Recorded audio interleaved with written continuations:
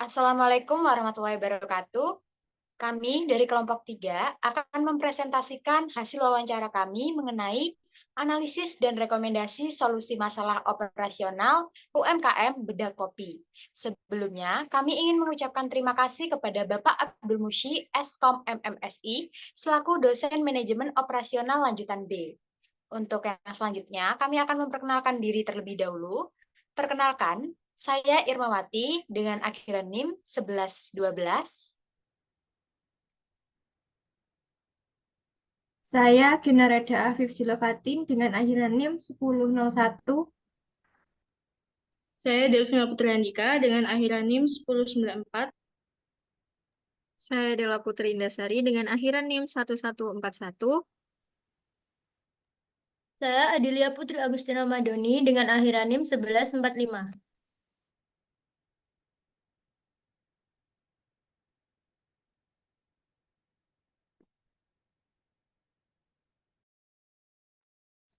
Oke, baik. Jadi untuk kelompok kami ini akan membahas terkait UMKM Bedah Kopi, di mana kita akan membahas tentang latar belakang usaha UMKM Bedah Kopi terlebih dahulu.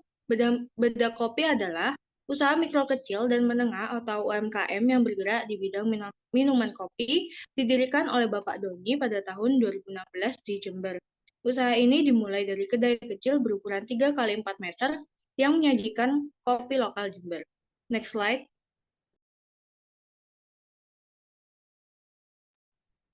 Selanjutnya yaitu proses perjalanan karir Bedah Kopi.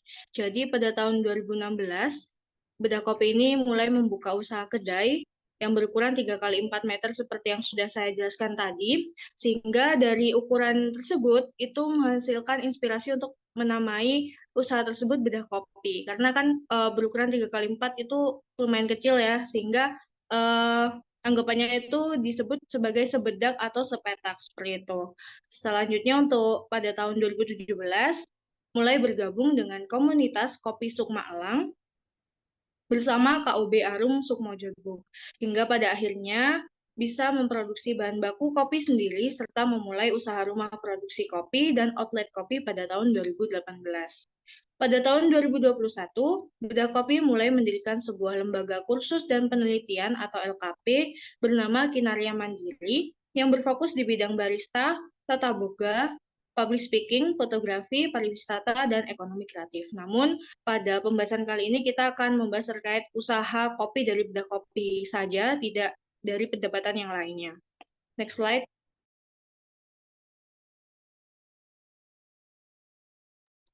Oke, selanjutnya yaitu rincian pendapatan per tahun. Di sini Bedah Kopi menjual 4 jenis kopi. Yang pertama ada kopi Arabica, yaitu kopi dengan cita rasa asam yang khas, aroma harum, dan tingkat keasaman yang lebih tinggi. Rasa Arabica cenderung lebih halus dan manis dengan sentuhan buah dan bunga. Jumlah terjual per tahunnya itu sebanyak 10.000, harga satuannya Rp25.000, dan total harga atau pendapatan per tahunnya Rp250 juta. Selanjutnya ada kopi Liberica, yaitu kopi yang memiliki ukuran biji yang lebih besar dengan cita rasa unik yang cenderung pahit dan sedikit beraroma buah atau kayu. Liberica memiliki aftertaste yang kompleks dan khas. Jumlah terjual per tahunnya 10.000, harga satuannya Rp20.000, dan total harganya Rp200 juta. Yang ketiga ada kopi Robusta, yaitu kopi dengan rasa yang lebih kuat dan pahit, memiliki kandungan kafein yang lebih tinggi dibandingkan Arabica sehingga menciptakan rasa yang lebih pekat dan tekstur yang lebih kental. Jumlah terjual per tahunnya 20.500, harga satuannya 10.000, dan total harga pendapatan per tahunnya Rp205 juta. Yang terakhir ada kopi anggur, yaitu kopi dengan rasa yang manis dan lembut serta sentuhan rasa buah yang menyerupai anggur. Jenis ini menawarkan keunikan rasa dengan profil manis yang ringan dan aroma yang segar. Jumlah terjual per tahunnya 500, harga satuannya Rp50.000, dan total harga pendapatan per tahunnya Rp250 juta. Sehingga total pendapatan atau tahun jika diakumulasi dari 4 jenis kopi tersebut sebanyak Rp860 juta. Dan data ini kami ambil dari artikel yang disusun oleh Bedah Kopi sendiri per Juni tahun 2024. Next slide.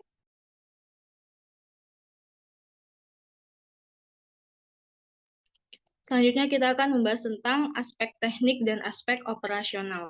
Jadi aspek teknik dan operasional ini berkaitan dengan sarana produksi dan proses produksi. Untuk sarana produksi ini ada alat yang digunakan untuk memproduksi kopi. Di sini ada 2 alat, yaitu alat roasting dan alat pembubuk kopi. Alat roasting ini digunakan untuk memanggang biji kopi mentah hingga mencapai tingkat kematangan yang diinginkan, yang akan mempengaruhi rasa dan aroma kopi. Selanjutnya ada alat pembubuk kopi, merupakan alat yang berfungsi untuk menggiling biji kopi panggang menjadi bubuk yang memudahkan penyeduhan dan memastikan ekstraksi rasa yang optimal saat diseduh. Nah, selanjutnya untuk aspek operasional di sini kita akan menjelaskan tentang proses produksi kopi dari UMKM Beda Kopi sendiri, yaitu yang pertama dimulai dari planting. Planting itu adalah proses produksi awal dari proses penanaman biji kopi di kebun sendiri. Selanjutnya memastikan kondisi tanah dan lingkungan mendukung pertumbuhan kopi tersebut. Selanjutnya ada proses growing. Setelah kita menanam kopi, biji kopi, tanaman kopi itu dirawat melalui budidaya dan perkebunan dengan perhatian pada pemangkasan, pemupukan, dan pengendalian hama agar kopi tersebut dapat tumbuh optimal. Selanjutnya ada harvesting, yaitu saat biji kopi sudah matang, biji kopi tersebut akan dipanen secara hati-hati untuk mendapatkan biji berkualitas tinggi. Selanjutnya yaitu adalah tahap roasting. Roasting ini adalah tahapan setelah kita memanen biji kopi yang sudah kita panen itu akan dipanggang untuk mengeluarkan aroma dan rasa terbaik menggunakan alat roasting yang sudah saya jelaskan tadi. Selanjutnya ada tahapan roasting, yaitu maksud saya yaitu tahapan grinding setelah roasting. Setelah kita memanggang biji kopi tersebut akan digiling menjadi bubuk kopi yang halus. Selanjutnya ada tahapan brewing. Brewing ini adalah bubuk kopi yang sudah dihaluskan itu diseduh dengan air panas untuk menghasilkan kopi siap saji. Selanjutnya pada tahap coffee lover ini yaitu apabila setiap langkah yang sudah dijalankan tadi, jika dijalankan dengan baik, maka hasil akhirnya dapat dinikmati oleh para pecinta kopi dengan rasa dan kualitas yang memuaskan. Next slide akan dijelaskan oleh rekan saya.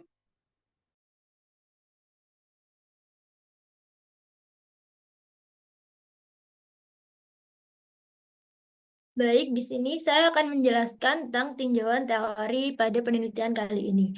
Yang pertama ada manajemen operasi. Manajemen operasi sendiri merupakan kegiatan untuk mengolah sumber daya yang tersedia secara optimal dalam suatu proses transformasi sehingga menjadi output yang memiliki manfaat lebih dari sebelumnya.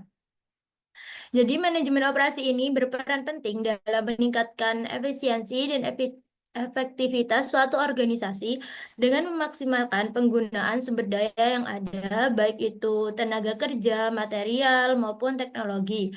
Proses transformasinya yang dilakukan tidak hanya fokus pada pengurangan biaya, tetapi juga pada peningkatan kualitas produk atau layanan yang dihasilkan. Hal ini akan berdampak positif pada kepuasan pelanggan atau daya saing di pasar dan menjadikan manajemen operasi sebagai fondasi yang kuat bagi pengambil pertumbuhan dan keberlanjutan bisnis. Lalu yang selanjutnya ada produksi. Produksi sendiri adalah proses yang melibatkan penciptaan barang atau jasa dengan mengolah berbagai sumber daya termasuk bahan mentah, tenaga kerja, dan alat produksi. Dalam proses ini, bahan mentah diolah menjadi produk akhir yang siap digunakan, sementara tenaga kerja berperan penting dalam menjalankan aktivitas produksi dan alat produksi mendukung efisiensi serta efektivitas dalam proses tersebut. Dengan demikian, produksi tidak hanya sekedar menghasilkan, tetapi juga menciptakan nilai yang dapat memenuhi kebutuhan dan keuntungan konsumen. Lalu yang selanjutnya ada manajemen rantai pasokan. Manajemen rantai pasokan adalah rantai pasokan. Manajemen rantai pasokan adalah manajemen rantai pasokan dan pembeli yang mencakup semua tahapan proses mulai dari perolehan bahan baku hingga distribusi produk hingga ke pengguna akhir. Manajemen rantai pasokan ini merupakan integrasi kegiatan pemilihan bahan dan jasa, transformasi mereka menjadi produk setengah jadi dan pengiriman mereka langsung ke konsumen. Tujuan dari manajemen rantai pasokan ini adalah untuk memenuhi rantai pasokan yang berfokus pada penciptaan nilai terbaik bagi pelanggan dan menjadikan mitra pemasok dalam strategi perusahaan untuk merespons pasar yang berubah merupakan kunci utama dari manajemen rantai pasokan yang efektif. Lalu yang selanjutnya ada, bisa di next slide. Lalu yang selanjutnya ada Total Quality Management, atau bisa disingkat TQM, merupakan suatu sistem manajemen yang menyangkut mutu sebagai strategi usaha dan berorientasi pada kepuasan pelanggan dengan melibatkan seluruh anggota organisasi. TQM ini merupakan pendekatan yang menekankan pentingnya kualitas dalam setiap aspek operasional suatu organisasi atau perusahaan, di mana mutu ini dijadikan sebagai bagian integral dari strategi bisnis. 3M ini menciptakan budaya kerja yang kolaboratif dan produktif, di mana umpan balik dan ide-ide inovatif karyawan dihargai, sehingga dapat meningkatkan kepuasan pelanggan dan keunggulan kompetitif di pasar. Pendekatan ini juga tidak hanya berfokus pada hasil akhir, tetapi juga proses yang menghasilkan output berkualitas tinggi, menjadikan kualitas sebagai pilar utama dalam kesuksesan jangka panjang organisasi atau perusahaan. Lalu yang terakhir ada manajemen sumber daya manusia. Manajemen sumber daya manusia sendiri suatu proses menanggapi berbagai masalah pada ruang lingkup karyawan, pegawai, buruh, manajer, dan tenaga kerja lainnya untuk dapat menunjang aktivitas organisasi atau perusahaan demi mencapai tujuan yang telah ditentukan. Dalam konteks ini, manajemen sumber daya manusia menangani berbagai aspek seperti rekrutmen, pelatihan, pengembangan karir, dan juga penilaian kinerja yang semua berkontribusi pada produktivitas dan kepuasan kerja. Selain itu, MSDM ini juga berperan dalam menciptakan lingkungan kerja yang positif dan inklusif. Next slide.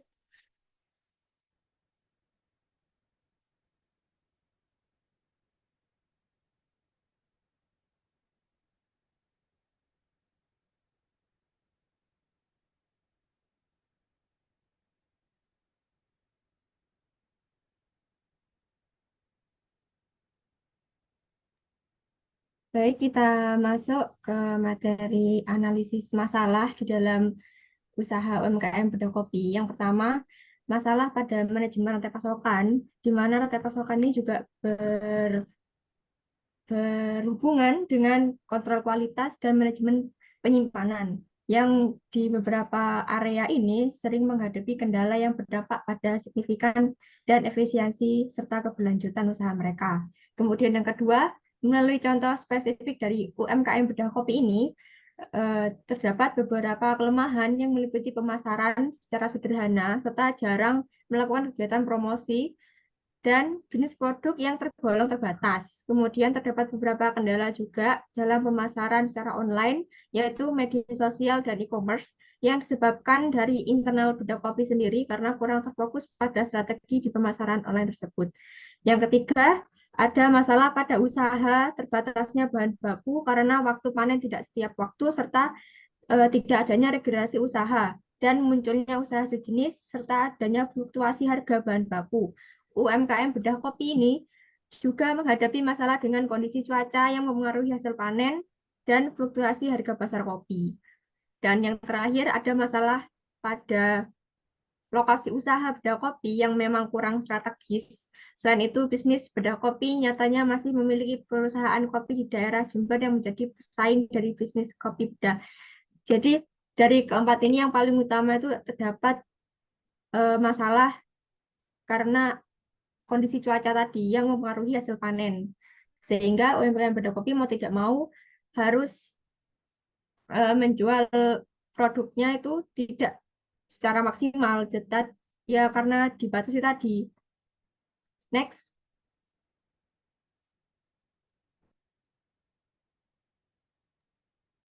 Oke, dari permasalahan-permasalahan yang tadi, saya akan menjelaskan tentang rekomendasi dan implementasi dari masalah-masalah yang ada dalam bedah kopi. Untuk yang masalah yang pertama, untuk rekomendasi yang pertama yaitu bekerja sama dengan komunitas petani lokal. Ini untuk mengatasi masalah kekurangan supplier dan stok penyimpanan. Nah, dengan bekerja sama dengan salah satu komunitas petani lokal yang ada di Jember, Bedah Kopi mampu mendistribusikan hasil biji kopi selama kurang lebih 7 tahun tanpa ada masalah dengan kekurangan stok penyimpanan. Mereka juga memberikan pelatihan dan dukungan kepada petani lokal untuk meningkatkan praktik pertanian mereka, yang berkontribusi pada keberlanjutan komunitas petani kopi lokal. Untuk permasalahan hasil kopi yang melimpah, maka pemilik Bedah Kopi di tahun 2018 memiliki ide membeli mesin untuk menggoreng kopi sehingga saat ini memiliki industri kopi sendiri.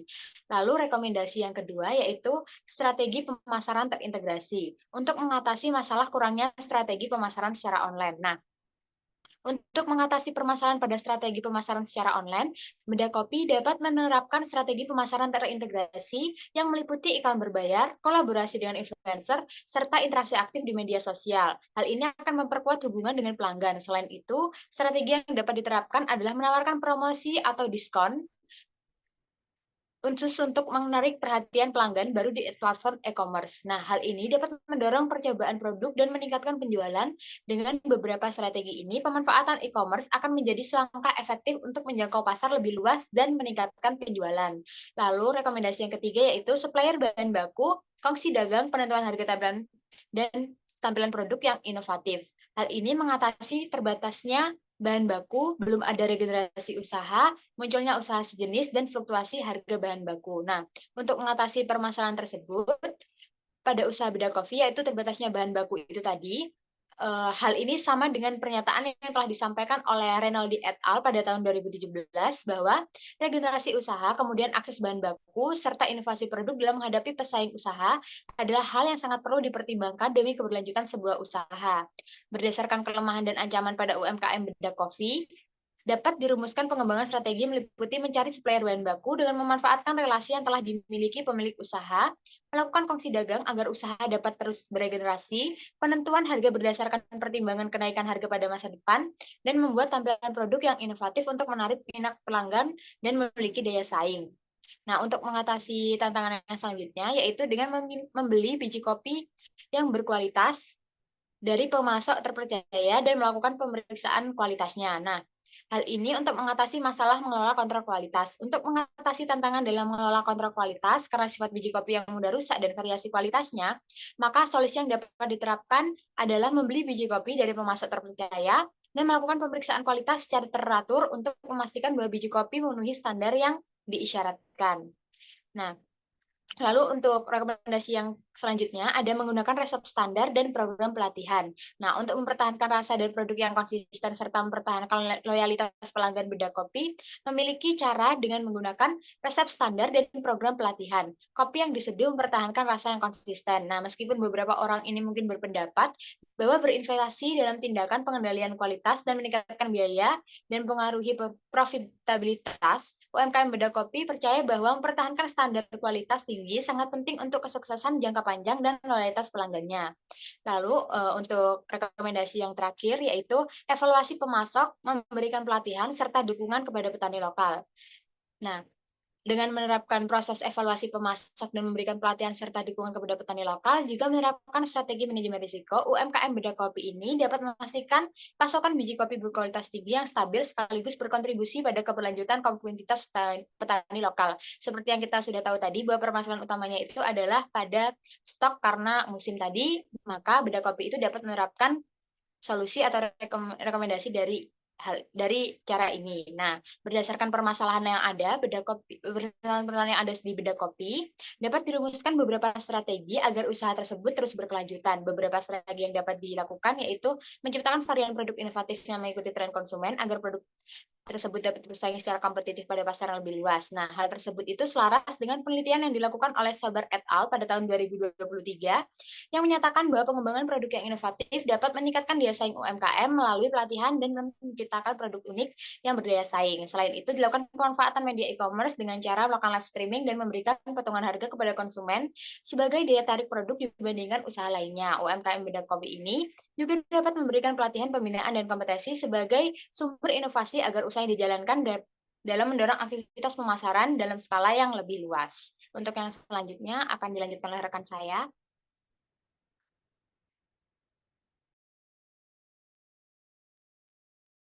Oke, baik, setelah kita membahas mulai dari latar belakang hingga permasalahan dan rekomendasi yang diberikan, kita akan masuk pada bagian kesimpulan dari penelitian yang telah kita lakukan.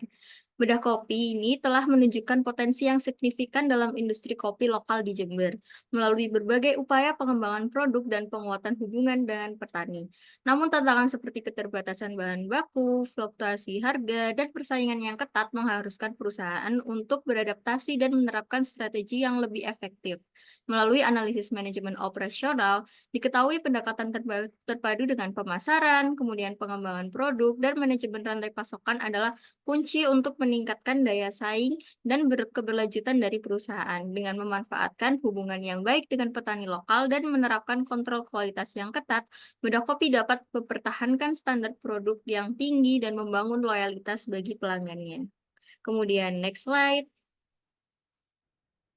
Nah, kemudian saran yang bisa kita berikan untuk pelaku dari usaha bedah kopi yang pertama adalah diversifikasi produk, yaitu mengembangkan varian produk yang sesuai dengan tren pasar, seperti kopi dengan cita rasa yang unik atau produk berbahan dasar kopi lainnya untuk menarik lebih banyak konsumen. Kemudian, saran yang berikutnya terdapat peningkatan strategi dalam pemasaran. Meningkatkan upaya pemasaran online melalui kolaborasi dengan influencer atau iklan berbayar dan promosi yang menarik di platform e-commerce untuk menjangkau pasar yang lebih luas lagi. Kemudian regenerasi komersial, memikirkan regenerasi perusahaan dengan melibatkan generasi baru dalam manajemen produk dan inovasi sehingga perusahaan dapat beradaptasi dengan perubahan pasar. Next slide. Kemudian juga terdapat saran kemitraan jangka panjang dengan membangun kemitraan yang lebih kuat dengan petani lokal dan pemasok bahan mentah untuk memastikan pasokan kopi berkualitas tinggi yang berkelanjutan dan mendukung keberlanjutan di masyarakat. Kemudian yang terakhir terdapat pelatihan dan pengembangan dengan terus memberikan pelatihan kepada karyawan dan petani mengenai praktik produksi dan pemasaran terbaik untuk meningkatkan kualitas produk dan efisiensi operasional.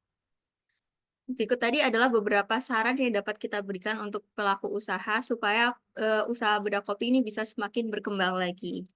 Nah, itu tadi adalah penjelasan dari kami, hasil dari penelitian yang telah kami lakukan pada UMKM Bedah Kopi. Kami ucapkan terima kasih untuk teman-teman yang sudah memperhatikan serta berkomentar di video presentasi kami kali ini. Kami ucapkan terima kasih dan apabila ada salah kata, kami mohon maaf sebesar-besarnya. Saya akhiri, wassalamualaikum warahmatullahi wabarakatuh. Terima kasih.